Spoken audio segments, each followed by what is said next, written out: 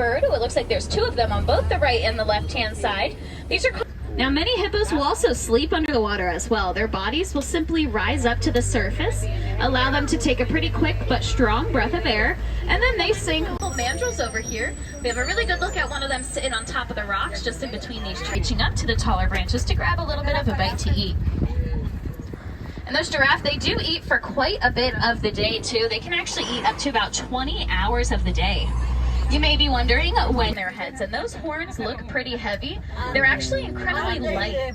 Inside of the horn is a honeycomb-like structure that helps to divert blood flow. I'm gonna say, look over on our left-hand side on top of the rocks. Looks like there's a few. Definitely nap time. Lions will rest around or sleep for about 20 hours of the day. Wow, beautiful.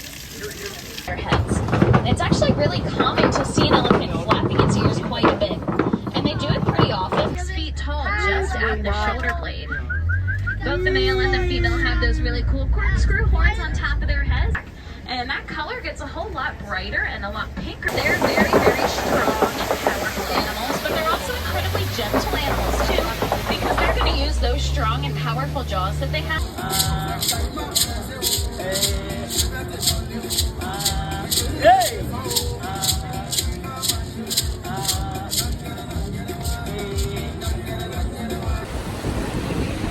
Yeah. Woo! Oh, this is a drop. This is a drop. This is a drop here.